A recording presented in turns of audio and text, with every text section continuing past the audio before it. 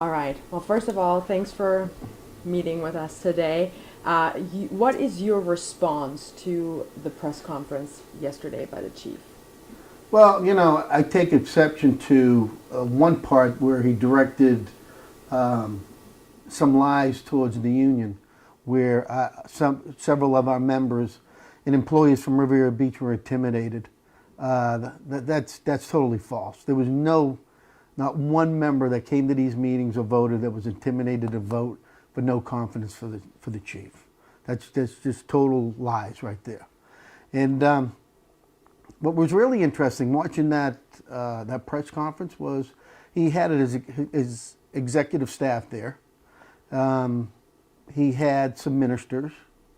He had his lawyers, Willie Gary. But you know what was missing? Was the rank and file.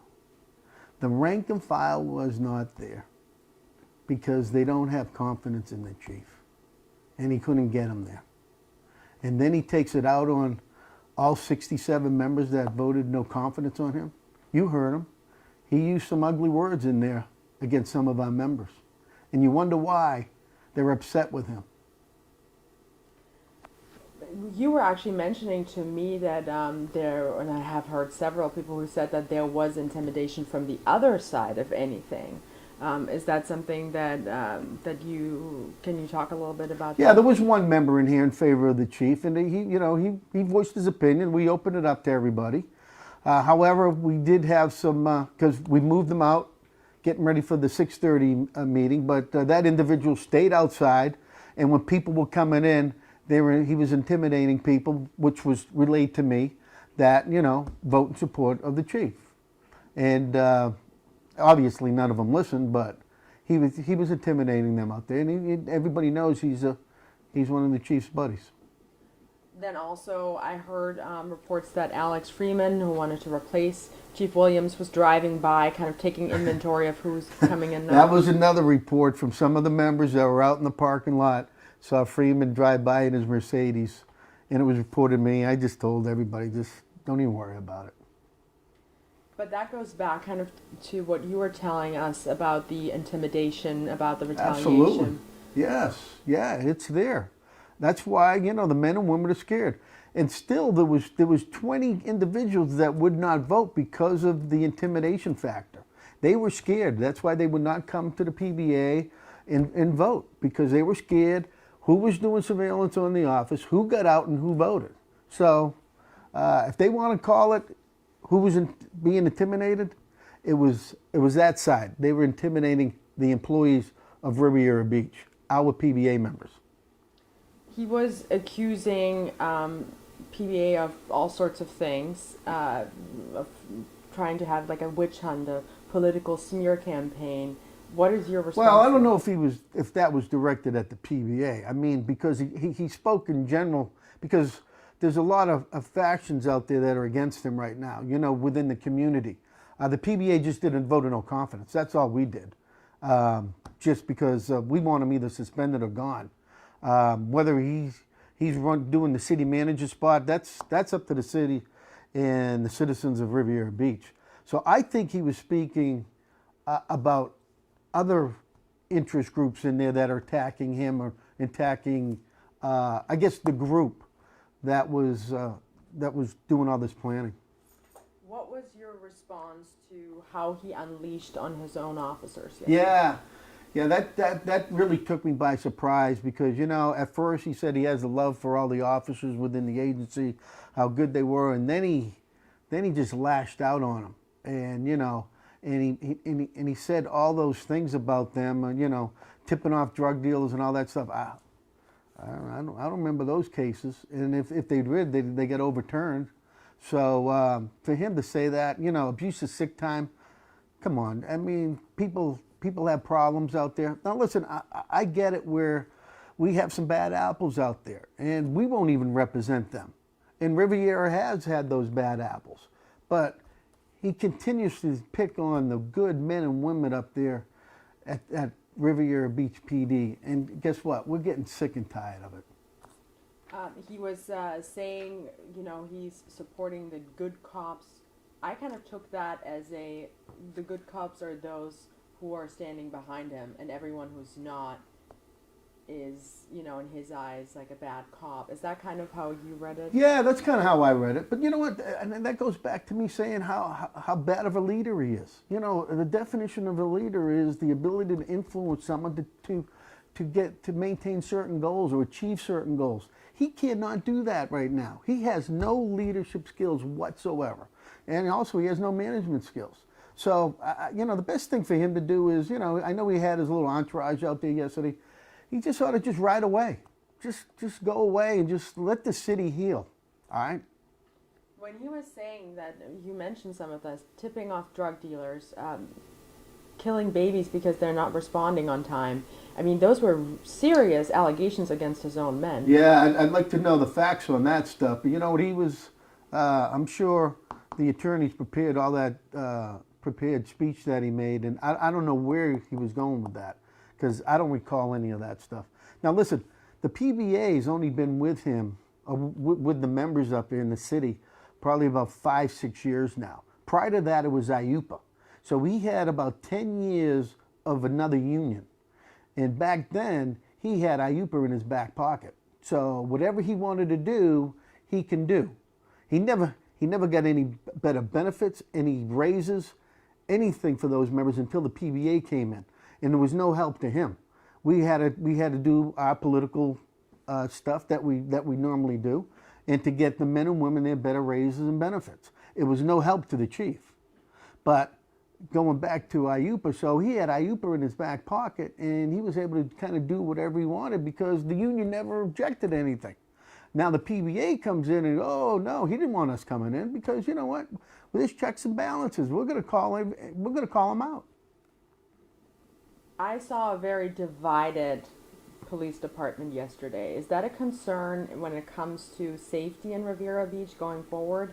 How Here we go. We bring up the morale. You think that press conference did anything to heal that city yesterday? Absolutely not.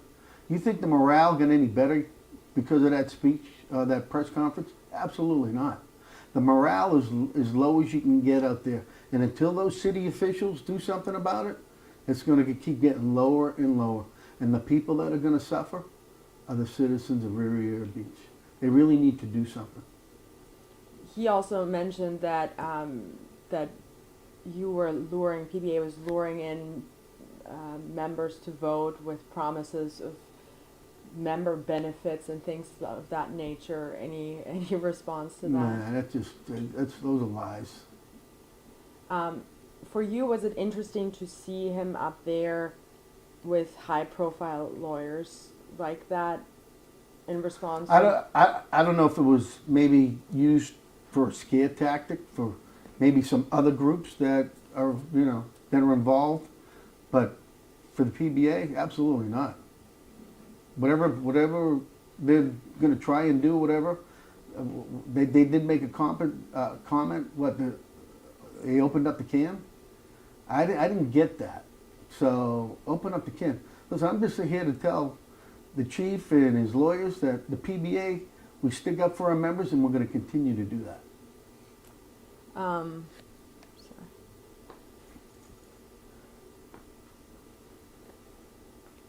Sorry. So there's just a question, if you could respond to each allegation. So members tipping off drug dealers, hindering arrests, endangering the lives of babies. Can you respond to each of them individually? Have you heard? No, I can't respond to that because this is the first time hearing about it. Right. So I just also what I thought was interesting, I mean, kind of key in all of this was the meeting at Hearst Chapel. He said that he was there to protect people. He was there in civilian clothing. I didn't see a gun on him. I didn't see a radio. Listen, you don't do that. That's the number one rule from a CEO of an agency, whether it's a sheriff or a chief. You don't get involved in like those politics right there where you're going to provide security. If there was a city commissioner or a county commissioner that had death threats, the sheriff wouldn't go there and provide the security. He would hire, he'd hire some deputies In Riviera Beach, they would hire police officers to go over there and protect those individuals. The chief going over there, I've never heard of that. Never heard of that. And especially not like.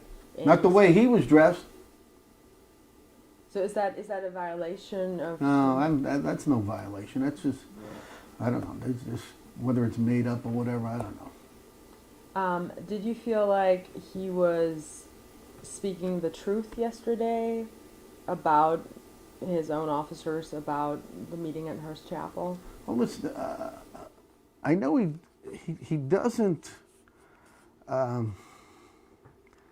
respect his rank and file because there's no support there. But guess what? Don't be pointing fingers. I mean, he needs to look himself in the mirror. I mean, these past few years, people are getting sick and tired of the way he leads. In the Hearst Chapel, the church thing, I mean, I just saw what you all reported, him coming out, and you got him coming out, he didn't know what to say. And you notice he didn't answer any questions yesterday, but I don't know. I'm sure that was the advice of his attorneys. But listen, he's got a bigger fight, and you know what? He's got a fight with the city. He's got to fight with the residents of Riviera Beach, and now he's trying to pick a fight with his rank and file. I mean, this is bad. This is bad for him, and he needs to go out on a good note, I guess. And I don't know how, if he keeps staying, it's going to happen. I don't think he can do it. And he also alluded to an investigation of some sort, and that's why he can't talk in detail about Hearst Chapel. Do you know anything about what that might be about? I have no idea about an investigation. No. Unless it's an investigation on him. I don't know. I also talked with Councilwoman Kashamba Miller-Anderson yesterday, and she called this press conference a circus and said it was a slap in the face to our officers. I couldn't agree more with him. Absolutely was. I don't know who wrote the script, but I'll tell you right now, he needs to get some other people, because whoever's advising him, taking him down the wrong path. Really is. It's getting ugly. And that's all like 2 months before I guess he's got 2 months left, and he's going to retire.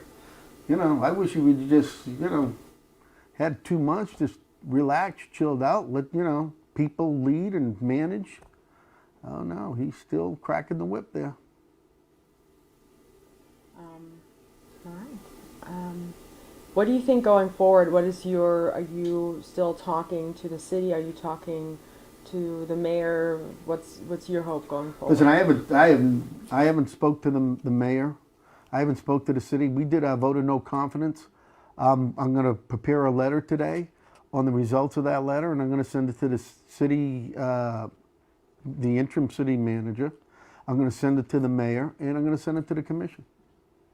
And that's our involvement in it. That's it. But if he keeps picking on our members and he retaliates, then we're going to get more involved.